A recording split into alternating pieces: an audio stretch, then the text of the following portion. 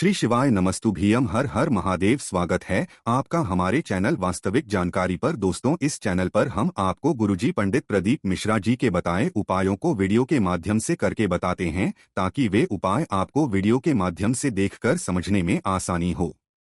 उसी श्रृंखला में 22 फरवरी 2024 तिथि है माघ शुक्ल त्रयोदशी की, और जैसा कि सभी को पता है, त्रयोदशी की तिथि जो होती है वह है भोलेनाथ को समर्पित होती है। अगर आपने शिव चालीसा पढ़ी है तो उसमें भी आपको त्रयोदशी व्रत का वर्णन आता है और त्रयोदशी तिथि का वर्णन देखने को मिलता है। तो इस वीडियो में आपको 22 फरवरी माघ शुक्ल त्रयोदशी बृहस्पतिवार का जो दिन है, गुरुवार का दिन है, इस दिन आप गुरुजी पंडित प्रदीप मिश्रा जी के बताए कौन से 5 महा उपाय कर सकते हैं, उसी की जानकारी प्राप्त होने वाली है। घर के बच्चों से लेके बड़ों तक, पति पत्नी सभी के लिए उपाय है। स्त्री पुरुष सभी उपाय कर सकते हैं, इसलिए आप वीडियो को अंत तक जरूर देखिएगा। आप 5 में से कोई एक उपाय भी कर सकते हैं, पर अपनी आवश्यकता के अनुसार आप एक से अधिक उपाय भी कर सकते हैं। बढ़ते हैं पहले विशेष उपाय की ओर। जिसका राहु गड़बड़ चल रहा हो, जिसका केतु गड़बड़ चल रहा हो, पत्रिका आपने किसी को दिखाई हो और उसमें राहु केतु का दोष आ रहा हो, राहु केतु अगर आपको तकलीफ दे रहे हो, तो गुरुजी ने एक विशेष गुरुवार के दिन मतलब बृहस्पतिवार के दिन करने को कहा है। आपको एक सफेद पुष्प लेकर उस व्यक्ति के ऊपर से 21 बार उतारकर राहु का स्मरण करते हुए भोलेनाथ के चरणों में, मतलब जलाधारी से जल जहां से नीचे गिरता है वहां पर आपको सफेद पुष्प को अर्पित कर देना है। शिवलिंग के ऊपर सफेद पुष्प को अर्पित नहीं करना है। शिवलिंग में जलाधारी का जल जहां से नीचे गिरता है उस स्थान पर आपको उस सफेद पुष्प को अर्पित कर देना है। गुरुजी ने कहा, राहु जीवन में कभी भी आपको कष्ट नहीं देगा, यह निश्चितता है।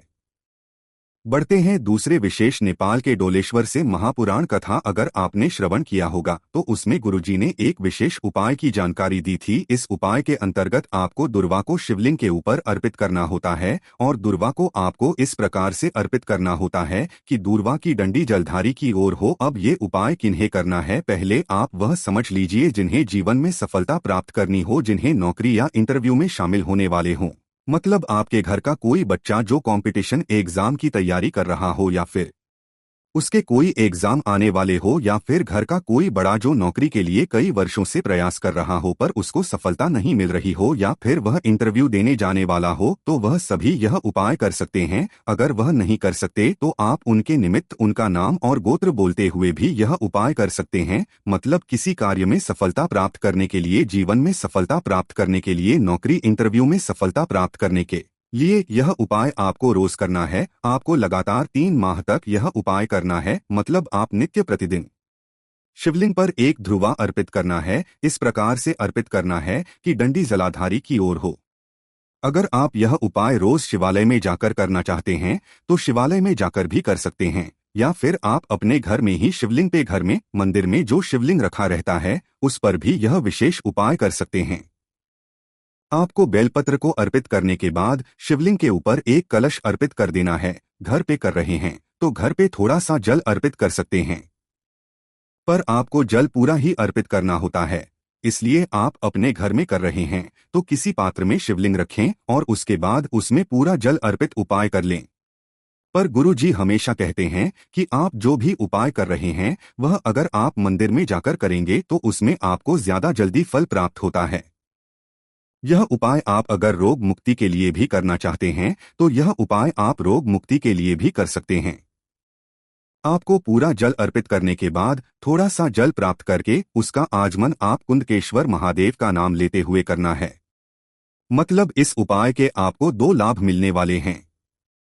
एक तो आपको जीवन में सफलता प्राप्त होती है, नौकरी इंटरव्यू जिसमें भी आप सफलता प्राप्त करना चाहते हैं उसमें मिलती है, साथ ही साथ आपको करने से रोग मुक्ति भी प्राप्त होती है। अगर घर में कोई सदस्य जो बहुत समय से बीमार चल रहा हो, या फिर उसकी दवाई या उसे कार्य नहीं कर रही हो, या फिर बार बार बीमार पड़ जाता हो, तो उसके लिए भी आप यह उपाय कुंडकेश्वर महादेव का नाम में स्मरण करते हुए कर सकते हैं। बढ़ते हैं तीसरे विशेष उपाय की ओर। 2 बेलपत्र वाला विशेष मनोकामना पूर्ति उपाय गुरुजी का बताया गया एक काफी विशेष उपाय है। अगर आपकी कोई कामना जो लंबे समय से पूरी नहीं हो रही हो, अब कामना कैसी भी हो सकती है, धन प्राप्ति की हो सकती है, लक्ष्मी प्राप्ति की हो सकती है, कर्ज मुक्ति की हो, नौकरी प्राप्ति या फिर किसी एग्जाम में सफलता या फिर शीघ्र विवाह, मतलब जीवन में किसी भी प्रकार की कामना को मन में रखते हुए आप यह विशेष उपाय को इस दिन कर सकते हैं।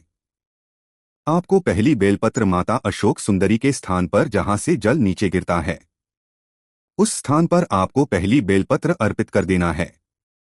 दूसरी बेलपत्र आपको शिवलिंग के ऊपर अर्पित कर देना है।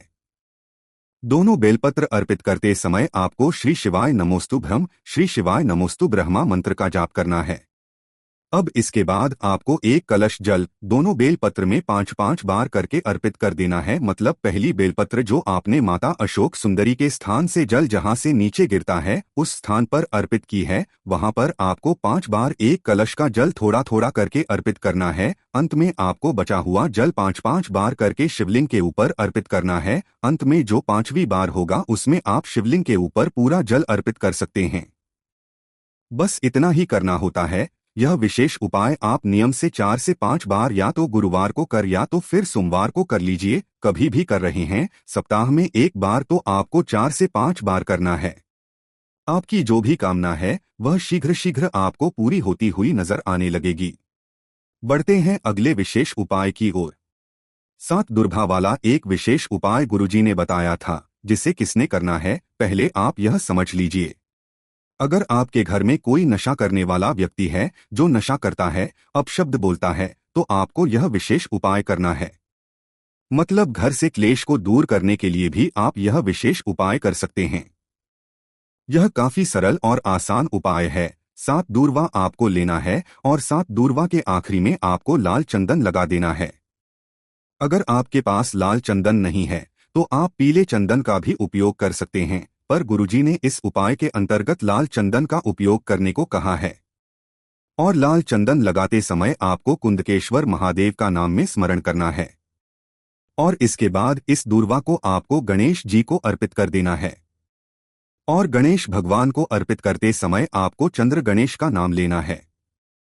जब आप 7 दूर्वा गणेश भगवान को चंद्र गणेश नाम स्नान करते हुए अर्पित कर देंगे तो आपको एक दूर्वा वापस चंद्र गणेश भगवान से निवेदन करते हुए प्राप्त कर लेना है और उस व्यक्ति को दे देना है जो गलत मार्ग में जा रहा है, जो अपशब्द बोल रहा है, व्यसन में डूबा रहता है। अगर वह खा ले तो काफी अच्छी बात है, अन्यथा आप उसे भोजन में मिलाकर खिला सकते हैं। एक ही दूर्वा खिलानी है, 7 दूर्वा नहीं खिलानी, इस बात का आपको ध्यान रखना है। आपको प्राप्त करके भी एक ही दूर्वा लानी है। उसे नशे से स्वयं घृणा होने लगेगी, अपशब्द बोलना छोड़ देगा, सभी से प्रेम से बातें करेगा। अभी कुछ महीने पहले शिव महापुराण कथा में गुरुजी ने शीघ्र विवाह के लिए एक विशेष उपाय बताया था जो कि काफी सरल और आसान है। शिवलिंग पे सिर्फ आपको जल अर्पित करना है, पर जल अर्पित आपको एक विशेष तरीके से करना है। गुरुजी ने कहा अगर आपका विवाह नहीं हो रहा है, विवाह में अड़चने आ रही हैं, बात बनते बनते बिगड़ जाती है या फिर कहीं से रिश्ता आता है, कुछ समय तक अच्छी बातें चलती हैं, फिर एकदम से मना हो जाती है, या फिर आपके रिश्ते ही आना बंद हो गए हैं और उम्र 32, 34, 36 या फिर 40 वर्ष की हो गई है, तो गुरुजी ने उनके लिए एक विशेष उपाय प्रतिदिन करने को कहा है। गुरुजी ने कहा आपको एक कलश जल लेकर शिवालय जाना है और शिवालय जाने के बाद आपको जल अर्पित करने की शुरुआत शिवलिंग में जो माता अशोक सुंदरी का स्थान होता है वहां से करना है। माता अशोक सुंदरी के स्थान पर जल अर्पित करते करते आपको शिवलिंग के ऊपर जल अर्पित करना है और जल अर्पित करने की जो समाप्ति होगी वह भी आपको माता अशोक सुंदरी के स्थान पर करना है। मतलब जल आपको 3 जगह अर्पित करना है। पहली जगह है माता अशोक सुंदरी का स्थान, दूसरा है शिवलिंग के ऊपर और तीसरा है माता अशोक सुंदरी का। इस प्रकार से अगर आप 1-2 महीने जल अर्पित कर देते हैं तो गुरुजी ने कहा है आपका 3 माह के अंदर विवाह निश्चित हो जाता है, मंगल विवाह होता है। अगर लड़का या लड़की जिनका विवाह नहीं हो रहा है वह यह उपाय करें तो अच्छी बात है, अन्यथा उनके घर का कोई सदस्य उनका नाम और गोत्र बोलते हुए भी यह विशेष उपाय कर सकता है। उपाय करते समय आप श्री शिवाय या फिर नमः शिवाय या फिर ओम नमः शिवाय मंत्र का उच्चारण कर सकते हैं। इस वीडियो में बताया गया उपाय से संबंधित अगर कोई प्रश्न आप कमेंट बॉक्स में भी पूछ सकते हैं। अब आप अपने हिसाब से इन उपाय को कर सकते हैं। कोई भी दिक्कत समस्या परेशानी आती है तो सामने से कमेंट करके पूछ सकते हैं। साथ ही हमारे वेबसाइट वास्तविक जानकारी .blogspot.com पर जाकर भी आप लोग ये वाले उपाय को अच्छे से पढ़ सकते हो और वहां से भी जो है इस उपाय की जानकारी ले सकते हो। श्री शिवाय नमस्तुभ्यम। हर हर महादेव।